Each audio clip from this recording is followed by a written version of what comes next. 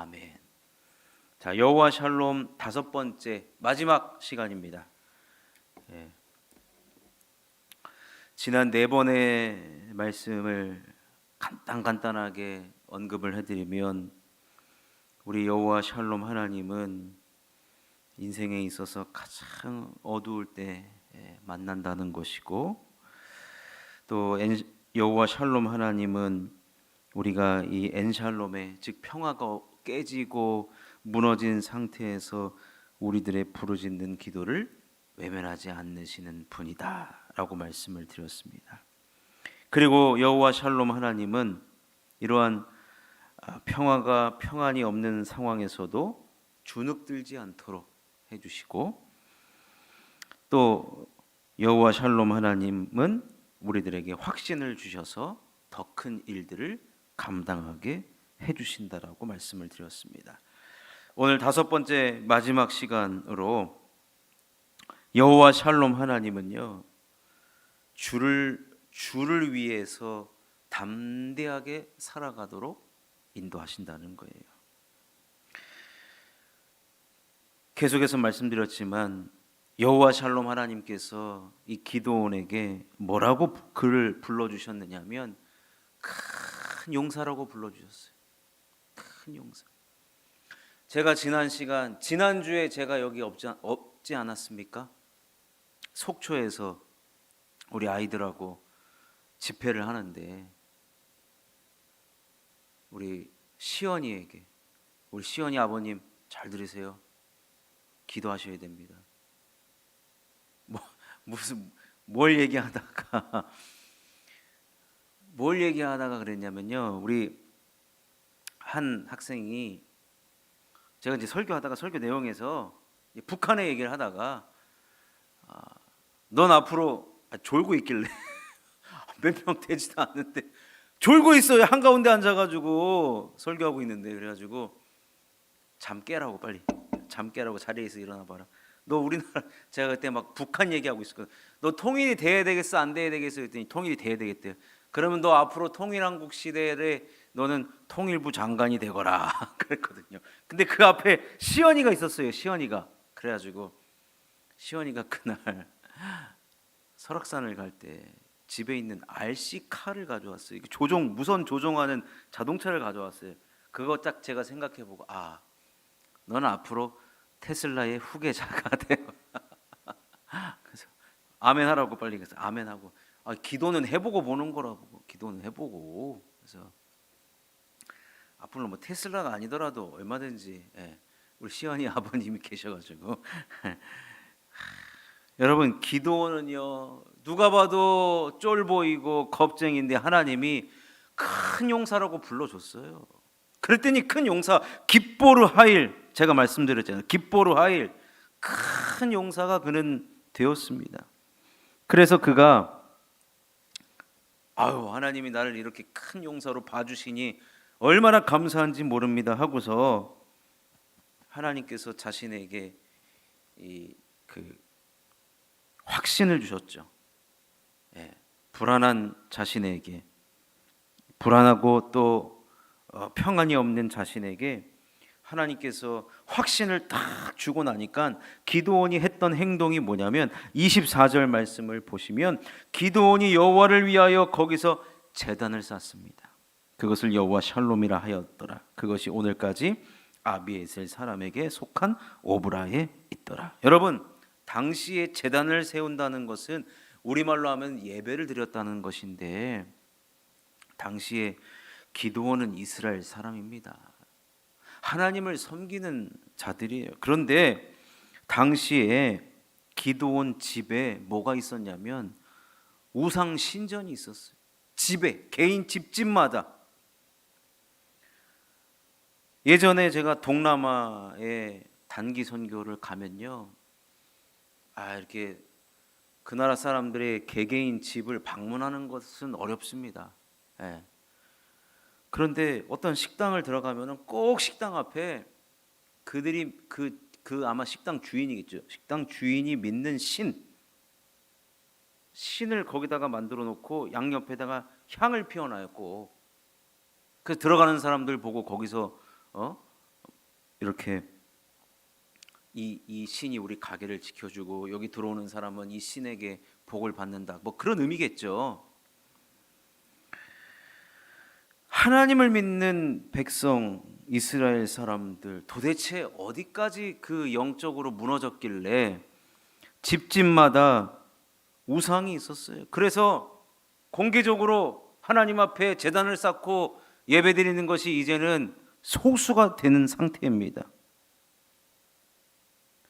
당시 영적으로 얼마나 무너진 상태임을 오늘 우리가 읽은 본문 25절 26절에 잘 기록되어 있지 않습니까? 그날 밤에 여호와께서 기드온에게 이르시되 내 아버지에게 있는 수소 곧 7년 된 둘째 수소를 끌어오고 내 아버지에게 있는 바알의 제단을 헐며, 아버지에게 바알의 제단이 있어요.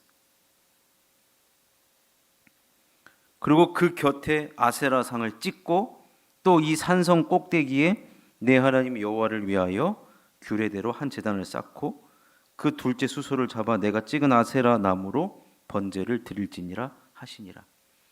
그 바알과 아세라를 다 찍고 그 나무 조각밖에 안 된다는 거예요. 그래가지고 하나님께 번제를 드리는데 어디서 드리냐? 이 산성 꼭대기에다가 드리라는 거예요. 꼭대기. 여러분, 이전까지 기드온은요 그 보리타작을 어디서 했습니까? 움푹 들어간 포도주를 타작하는 그 포도주를 그 타작이 아니죠. 포도주는 뭐죠?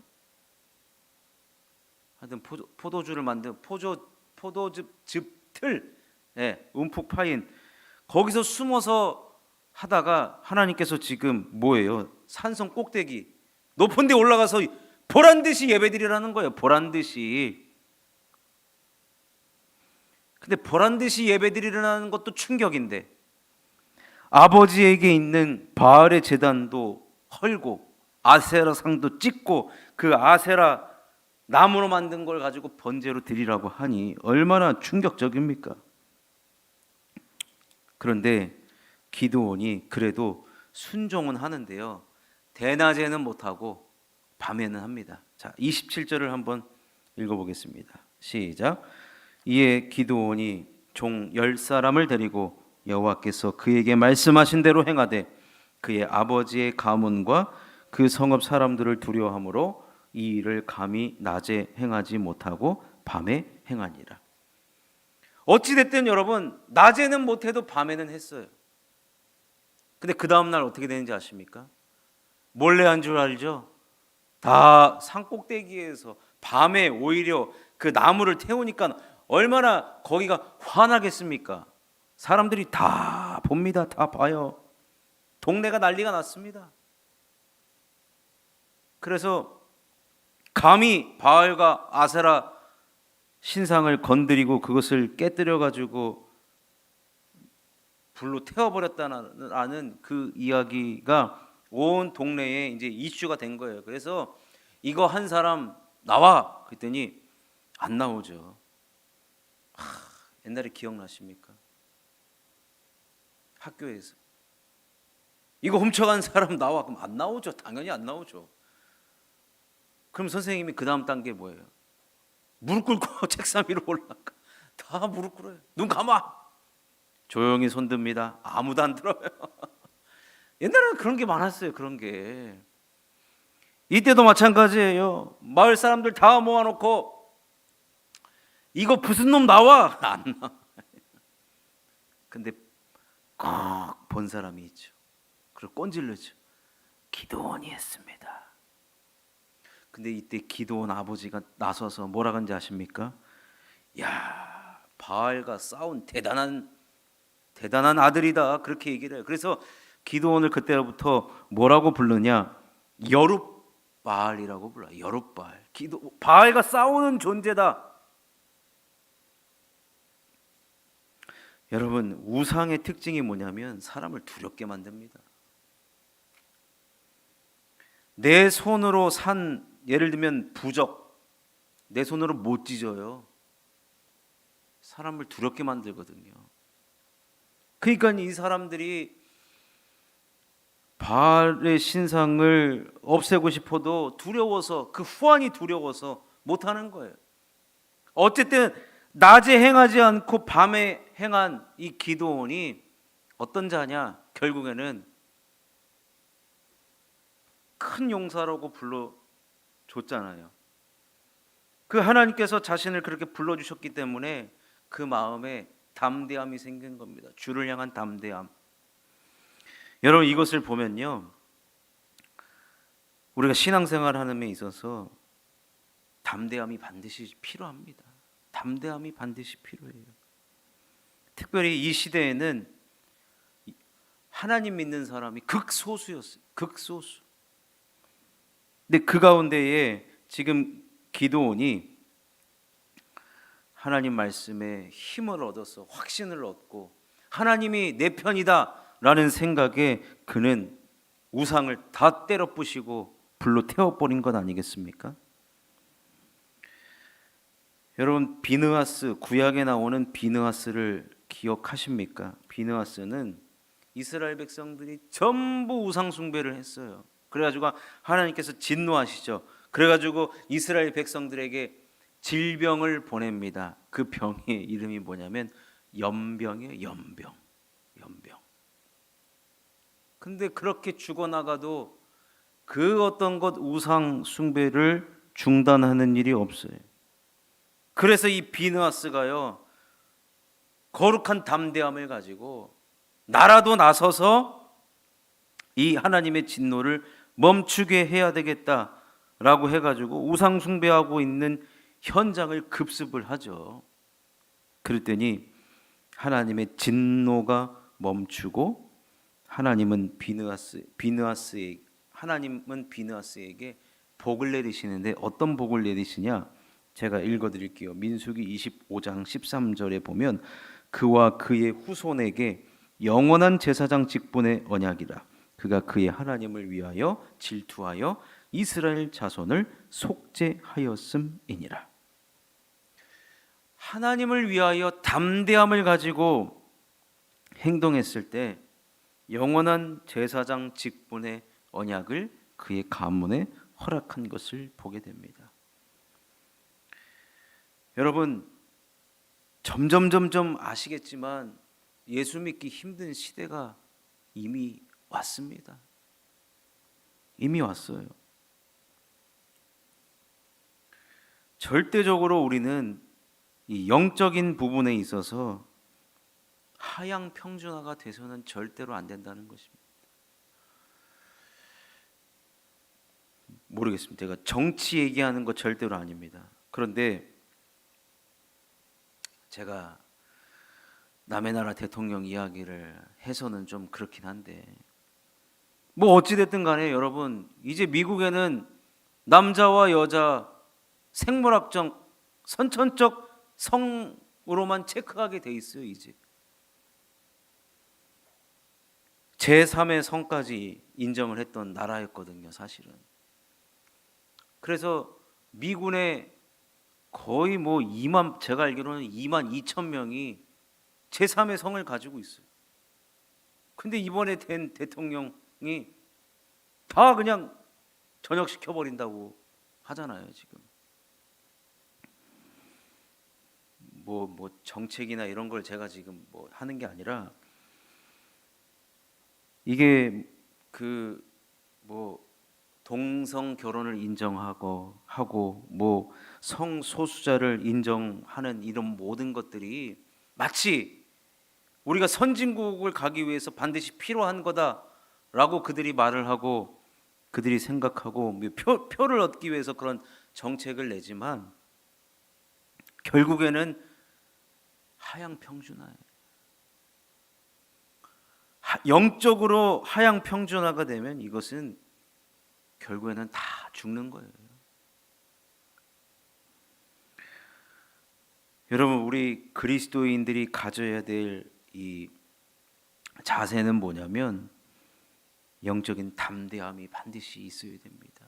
영적인 담대함. 이 얘기만 하고 마치도록 하겠습니다. 그 로마 시대 때, 그때도 전염병이 막 유행일 때 사람들이 집을 버리고 마을과 도시를 떠납니다. 전염병이 없는 곳으로 다 떠나요. 자기 옆에 죽어가는 가족들 묻어주지도 못하고 떠납니다. 사람들이 다 떠날 때 오히려 그 마을로 향해 들어가는 사람들이 있었어요.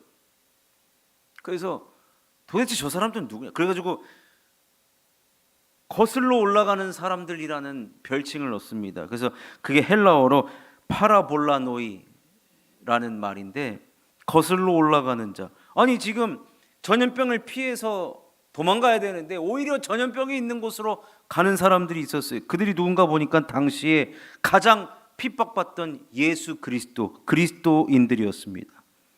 그들이 가서 아픈 사람들을 돌봐주고 또 돌아가신 분들 이렇게 장례를 치러주고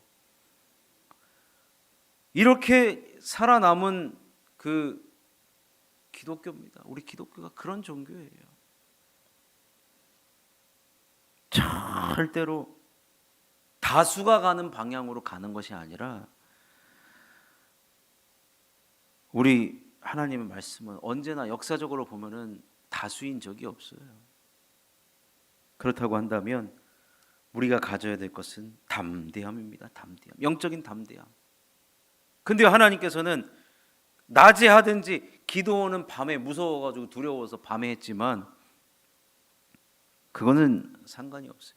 하냐 못하느냐 그것이죠. 결국 기도원으로 인하여서 이스라엘 백성들을 미디안의 압제에서 구원해내게 되고 또 주를 그 사사로서의 사명과 직분을 잘 감당하게 되는 것입니다. 따라서 우리가 참 옛날 우리 신앙의 선배들이 자주 언급했던 일사각오, 지금 시대에도 여러분 반드시 필요합니다. 일사각오의 정신. 아무리 세상이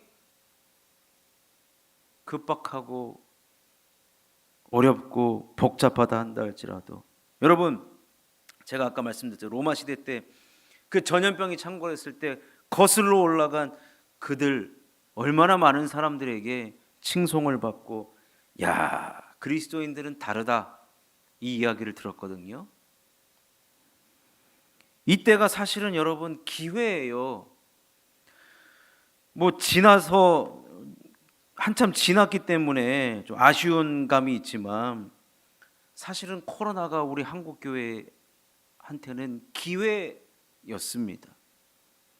근데 결과론적으로는 한국교회도 아직까지도 사실은 허덕이고 있는 건 사실입니다.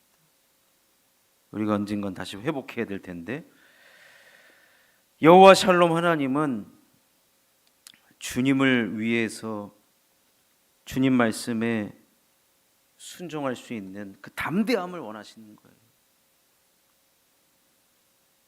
그러니 사랑하는 성도 여러분, 정말로 우리가 영적인 그 소수에 서기를 원하고 하나님 편에 서기를 원하고 나는 주님만을 섬기겠다라는 그 일사각오의 마음으로 그 믿음으로 우리가 신앙생활을 해나가야 할 줄로 믿습니다. 그러니 우리가 오늘 이 말씀 기억하면서 오직 주님을 위하여 담대함을 달라고 그렇게 함께 기도하며 나아가는 저와 여러분 되시기를 주님의 이름으로 축원합니다.